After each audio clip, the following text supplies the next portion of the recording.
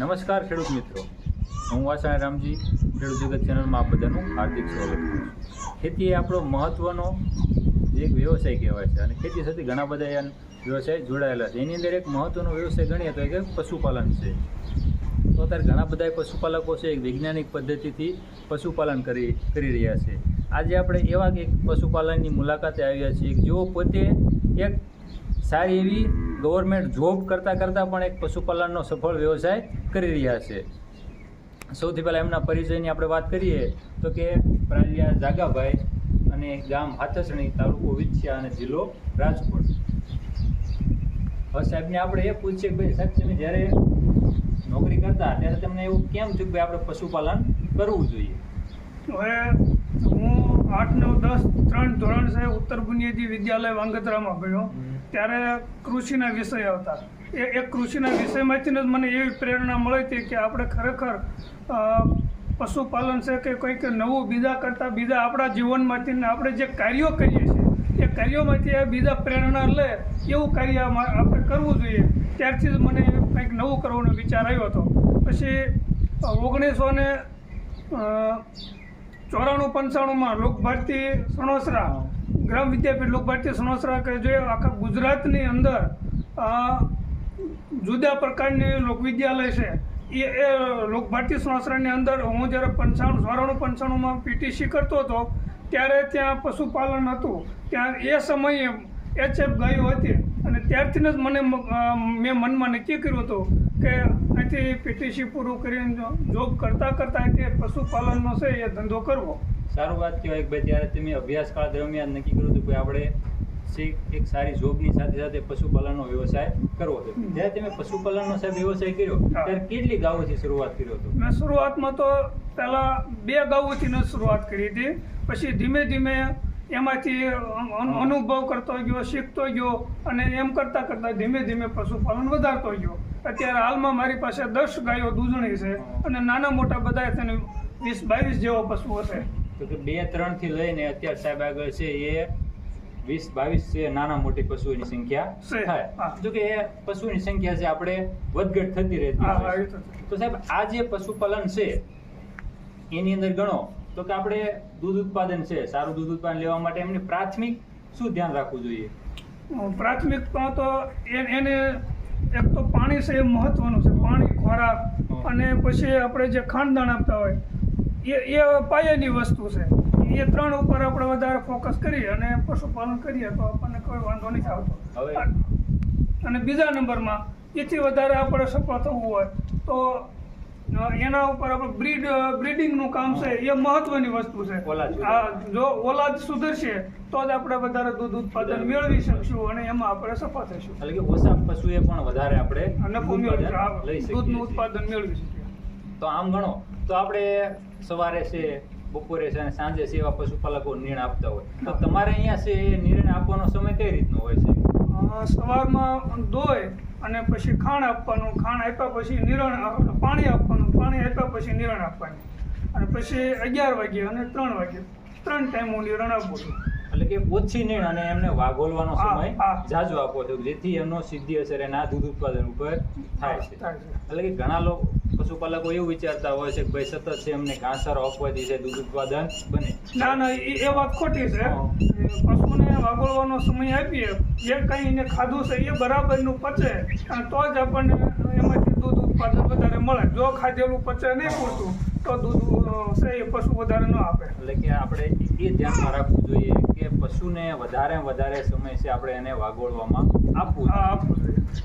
તો આમ ગણો તો તમારે અત્યારે જે પશુ છે એની અંદરથી 10 નવું છે દૂધ આપે છે તો એક દિવસનું દૂધ સાહેબ કેટલું થતું હોય છે? 4000 રૂપિયા. એટલે કે આમ ગણો એટલે પર ડે નું 4000 રૂપિયાનું થાય. એટલે કે 1 મહિનાની અંદર છે આપણે 1 લાખ વચ્ચે ઇન્કમ છે આપણે સરેરાશ આખા વર્ષની અંદર ગણો તો સાહેબ આ જે નફો છે એ ખેતી સાથે છે એ સરખાવીએ તો આપણને ખેતીની અંદર છે જે નફો મળે છે એની સાથે આપણો એક સાઇડ બિઝનેસ થાય. એની અંદર તમારો શું વિચાર છે? દરેક ખેડૂતે ખેતીની સાથે પશુપાલન કરવું જોઈએ. પશુપાલન છે એ ખેતી સાથે એક સિક્કાની 2 બાજુ છે. એટલે ખેતી સાથે પૂરક વ્યવસાય બની શકે અને આનો જે આપણે સાણ છે અને જે એનો ગાયનો પેશાબ છે એ જો ખેતીમાં આપીએ તો વધારેમાં વધારે આપણે ઉત્પાદન મેળવી શકીએ. સાહેબ આમાં વાત કરીએ તો આપણે જે સારું દૂધ ઉત્પાદન તો લઈએ છીએ, પણ તંદુરસ્ત દૂધ ઉત્પાદન લેવા માટે છે એક પ્રાથમિક સારવાર તરીકે તમે શું આપો છો, અથવા પશુ બીમાર ન પડે એની માટે તમે શું તકેદારી રાખો છો? પશુ બીમાર ન પડે એના માટે તો પહેલો મિનરલ મિશ્રણ પાવડર છે ને એ આપીએ એટલે લગભગ બીમાર પડવાનો પ્રશ્ન જ નથી ઊભો થતો, નથી કોઈ આવનો પ્રશ્ન આવતો. અને હું તો એ જ આપું છું ને એનાથી કોઈ પશુ બીમાર નથી પડતો. એટલે કે કોઈ પશુપાલક છે જે પોતે મિનરલ મિક્સર પાવડર આપે જેથી પશુને તમામ પોષક તત્વો એમાંથી મળે. મળે રહે. આ ઉપરાંત છે કે ઘણા છે નાના પશુઓ હોય તો એનું તમે ઝડપથી પુખ્ત વયસના લઈ જવા માટે છે કોઈ વધારે સારવાર આપતા હોય કે કોઈ ખાણદાણ આપતા હોય એના માટે તો જે અમૂલ વાળાની જે બ્રાન્ડ આવે છે નાના પશુઓમાં નાના વાસરુને ઝડપથી મોટા કરો એ ખાણદાણ આપું છું. એટલે કે જે આપણા પશુની અંદર જે નાના મોટી બચ્ચાઓ હોય એને ઝડપથી વિકાસ પુખ્ત વયની લઈ જવા માટે છે એમને દાણ પણ આપે છે જેથી આપણને ઇન્કમમાં વધારો થાય છે. આ જે પશુપાલન વ્યવસાય એવો છે જેની અંદર છે કે આપણે ખેતીની અમુક પેદાશો છે પશુને આપી શકીએ, પશુની અમુક પેદાશો છે આપણે ખેતીની અંદર આપી શકીએ છીએ. તો આ બાબત ઉપર તમારો શું વિચાર છે જે અન્ય લોકો છે આની અંદરથી પ્રેરણા લઈ શકે? હવે બીજા લોકોએ તો ખરેખર ખેતીની સાથે પશુપાલન કરે તો જ એમાં ખેતીમાં પશુપાલનમાં બેયમાં સફળ થાય અને ખરેખર કરવું જોઈએ. જેની પાસે ઓછી જમીન છે, ટૂંકી જમીન છે, જેને બીજાના ભાગ્યા રાખવા પડે છે એને ખરેખર પશુપાલન છે એ સ્વતંત્ર ધંધો છે અને એ કરે તો બીજાના ભાગ્ય ન રાખવા પડે અને સ્વતંત્ર પોતાની રીતે ધંધો છે એ ઊભો કરી શકે. જે આપણી પશુપાલન વ્યવસાય અપનાવે છે એ પોતે ખેતી પણ સમૃદ્ધ કરી શકે છે અને સાથે સાથે પોતાનું ઘર પણ સમૃદ્ધ કરી શકે છે. તો આ સાહેબ અત્યાર સુધી તમે જે સફળ પશુપાલન કર્યું તો એની અંદર છે કે અમુક સમય દરમિયાન છે ઋતુ પરિવર્તન થતું હોય તો કોઈ રોગચાળો આવતો હોય તો એની પાસે તમે શું સારવાર લો શકો? હવે ઋતુ પરિવર્તન થતું હોય તો માની લો ઉનાળાની ઋતુ હોય તો આ જર્સી ગાયો છે એને વધારે ગરમી ન લાગે તો એના માટે ફુવારા છે એવું બધું મૂકી દઈએ, પણ ઉપર પંખા મૂકીએ, ફુવારા મૂકીએ તો પછી બીમાર પડવાનો પ્રશ્ન નથી આવતો. એટલે કે તમે તમારા શેડની અંદર છે ઠંડુ વાતાવરણ આપો એટલે પશુ છે તંદુરસ્ત છે એ રહેતું હોય અને બીમારની શક્યતાઓ હાવ ઘટી જતી હોય અને સાથે સાથે તમે ખાણદાણની અંદર જે મિનરલ મિક્સર પાવડર તો આપી દો. આ ઉપરાંત જોઈએ તો કોઈ અન્ય પશુપાલકો હોય કે જેમની અંદર પશુની સંખ્યા ઓછી છે એમની પાસે, તો એમને થોડે જે છે વધારો હોય તો કેવી ગાયોની પસંદગી કરવી જેથી એમનું પોતાનું દૂધ ઉત્પાદન વધારી શકાય? હવે એમાં તો છે ને જો જર્સી એચએફ છે અને એબીએસ ડેનમાર્કના ડોઝવાળો જો ગાય મળે તો હું તો મારી રીતે ઉત્તમ માનું છું. એટલે કે એમનું દૂધ ઉત્પાદન બીજાની સરખામણીમાં ઘણું બધું વધારે હોય. પેલવેત્રી જો ગાય હોય તો એબીએસ ડેનમાર્કના ડોઝનું જો બચ્ચું હોય તો 15 લીટર સુધી પહેલા દૂધ આપે. એબીએસ ડેનમાર્ક છે, પછી એમર છે, એના ડોઝનું જો બચ્ચું હોય તો સારામાં સારું દૂધ ઉત્પાદન. આપણા ઘરે કે અથવા કોઈ આપણે બહારથી ગાય ખરીદતા હોય ત્યારે આપણે ધ્યાન રાખવાનું કે સારી નસલની ગાયની પસંદગી કરવાની જેથી આપણને દૂધ ઉત્પાદન છે એ વધારે મળે છે. હવે આમ વાત કરીએ તો ઘણા પશુપાલકો એવું વિચારતા હોય છે પશુ છે એ આખો દિવસ સતત કામમાં વ્યસ્ત રાખે છે, તો તમારી નોકરીનો સમય અને આ પશુપાલનનો સમય સાહેબ તમે કઈ રીતે મેનેજ કરો છો? હવે સાંજ સવાર એને દોવાનું ને એવું કામ હોય ત્યારે તો હું છે એ સાંજ સવાર તો ફ્રી હોય ત્યારે પશુઓનું કામ કરીએ. નિશાળના ટાઈમે નિશાળે આવ્યો હતો પછી એની પાછળ સતત આપણે કંઈ ધ્યાન દેવાની જરૂર નથી રહેતી.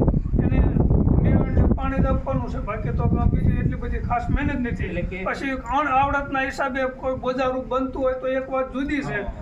ખાસ મહત્વની વસ્તુ પોતાની આવડત છે એ મહત્વની વસ્તુ છે. એટલે કે આપણે વૈજ્ઞાનિક પદ્ધતિથી જો પશુપાલન કરીએ તો આપણા ટાઈમ શેડની અંદર છે આપણે એને બેસાડી શકીએ છીએ અને એક સારું ઉત્પાદન પણ લઈ શકીએ છીએ. એટલે કે એક માન્યતા દરેકના ઓલામાં હતી કે ભાઈ પશુ આપણે રાખીએ છીએ એટલે સતત કામમાં વ્યસ્ત રહેવું પડે. હકીકત એવું નથી.